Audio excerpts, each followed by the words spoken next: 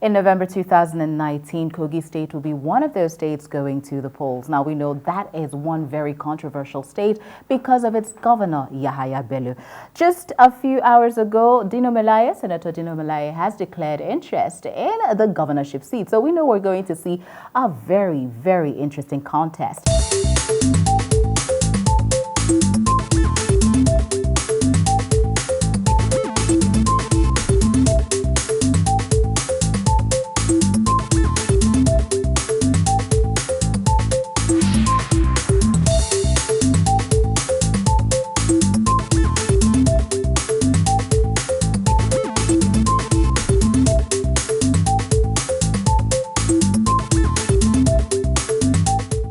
To discuss Kogi politics and all the things surrounding it, I have someone right here in the studio, actually two people, to have this conversation right here on Root Cause. Starting with my guest, my special guest, I have to say, he is a governorship aspirant for Kogi State in the person of Prince Mustafa Audu. He is the son of former Governor Abubakar Audu. Welcome to the show. Thank you very much. Great to be here. Interesting. And of course, we have our public affairs analyst in the person of Anthony Doko. Welcome.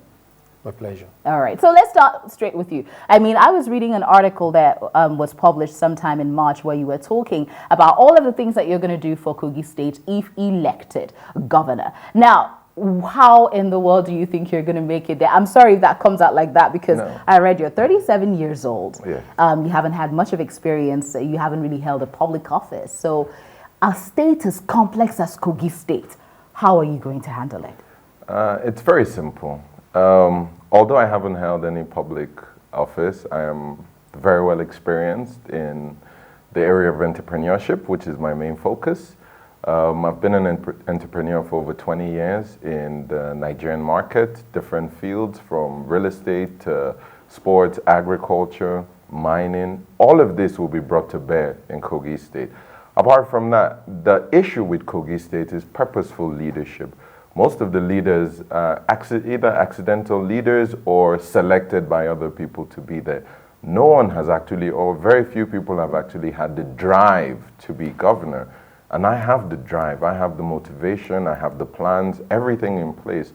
So I know, God willing, come January 2020, I will be the next governor of Kogi State, and Kogi State will experience the best time of its history. I'm going to stay with you a little bit before I bring you in, Anthony. I mean, let's be very honest. Your governor is one of the most controversial governors we have in this country, even not for many other reasons. This specific one, the fact that he hasn't paid a lot of workers in Kogi State for a very long while. And 15 months and counting as we know. 38 months. Well, I mean, I'm just talking about school teachers. I know there are different sectors of people who are being owed. And I have been to Kogi State severally, especially Lokoja. Yes. It feels like it needs a whole lot of help. Now, in as much as you are in the APC as it is, so you want to become the governor of Kogi State, how are you going to displace him for the APC ticket? Because you have to start from there.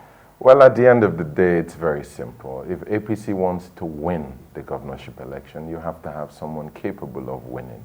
We've already tested the current government. We've seen that because they were not elected by the people, they're not responsible to the people. This is why we're talking about non-payment of salaries. We're talking about the worst healthcare situation, worst education situation, infrastructure is at all-time decay. It's simple. If you work for something, you work hard for something, then you know the value of it. If you don't work for something and it comes to you, then you don't appreciate the value. This is what has happened. So if APC wants to win, there's only one choice. I will ask you another question right after I get Anthony Doko's response to some of the things you've said. And just from an outsider's look, Kogi State, what are your thoughts? Let's not forget that DINO is now in the mix. He is probably one of the most dramatic public office holders, not just senator, that we have in this country. What are your thoughts about Kogi State come November 2019? Well, thank you very much. Kogi State is a state that has, how do I put it now? It's been raped. It's a state that is in urgent need of repair, okay? Just like many states in the country, but particularly Kogi State. It's been violated.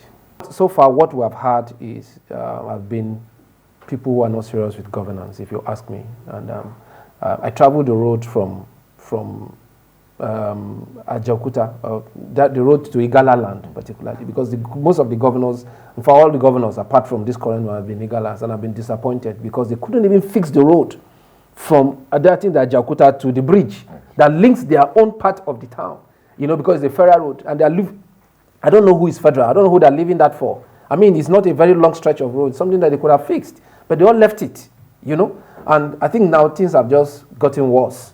But you see, what Kogi needs now is not a leader who manages the state. You need someone who can lead that state. You need to lead. When an organization is in a crisis, you don't need a manager. You need someone to lead it out. Let's assess DINO Malaye, because I follow him on social media, and in the past few days, before he even declared for governorship, he was showing a particular road that he has been tarring on social media and some other things that he's been doing, a lot of things that he's giving to the less privileged. Bring DINO Malaye into the mix. What kind of leader do you think he can be for Kogi State? Now, I'll tell you something. General George Flynn said, leaders eat last. Okay? Now, the kind of leader that DINO would be, the kind of governor he would be. He's already a leader. He's already a leader. Let's talk about the governor, yes, okay, yeah. Because that's what he's running for. Because, you see, he's qualified to run for the office. Constitutionally, he's qualified. But you see, there's constitutional qualification. But there's also perception. There's personal qualification. Someone might be constitutionally qualified to run for an office, but to you, personally, person ain't qualified, okay? And so, when I look at DINO, I have nothing against him personally, but the kind of leader that we need now, DINO is very controversial. I don't have a problem with that. A controversial person can still make a good governor, okay? But when I look at his lifestyle, he loves to luxuriate, you know. He has a penchant for a luxuriate kind of life and all of that, you know, exotic cars and all of that. I don't think that's what Kogi needs now. And I'm wondering if, as a senator, you live like this. What happens when you are a governor and you have control of so much of the federal allocation, state allocation, internally generated revenue, and all of that. So I think that in my humble estimation, like I said, the governor that Kogi needs now is someone who can lead it out of the crisis that it is, someone who eats last. And from what I've seen with most of our leaders, okay, they are not people who want to eat last. They are people who want to eat first, and not just first. And even after them, they even eat what's meant for education, what's meant for health. They eat almost everything. They want to take everything. Prince Mustafa, there's a lot of infighting going on in the APC. And I don't know how, you know, politically powerful you are. I'm not just talking about your father. But I don't know, you know, your connections with the APC. But what if you don't get the APC ticket? What happens? This reminds me of exactly what our president, Muhammadu Buhari, said. When they asked him, what if you don't win? He said, he is going to win. I'll tell you the same thing.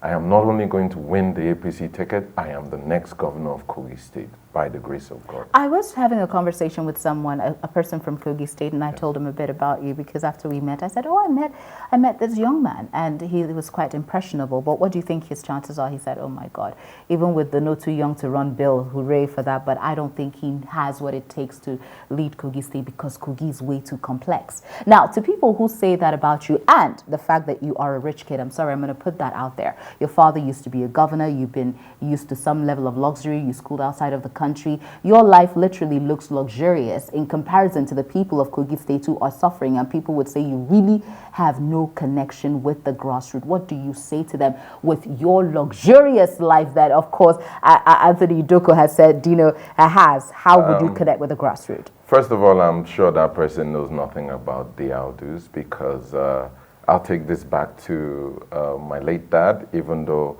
this is not about it, but just to give you a bit of idea, background. Anyone that knew him knew that he was a disciplinarian. The only way that you would benefit from him or being around him is if you progressed extremely well at the task. Likewise, my growing up has been about discipline, has been about accomplishment. So I don't live a luxurious lifestyle. Yes, I thank God that we've had things slightly better than others. But it's the experience, the knowledge, the know-how, the tutelage that I've gained from him that would propel me as the greatest governor that Kogi State will ever have. Work with me here, hypothetically. APC does not give you the ticket. Are you going to stay in your party, or are you going to go to another party and seek a ticket and try to be the governor of Kogi State? No, I don't think I'll be going to any other party. I am where I am, but I am going to win. I said hypothetically. So hypothetically, in this situation, you're humoring me, okay? I didn't say that's what's going to happen. But then, if that does happen and you don't get the APC ticket, you're going to stay in the APC anyways. I will not be going anywhere, but I will win the APC ticket. Okay. Anthony Joko, if he doesn't get the ticket, what do you think he should do?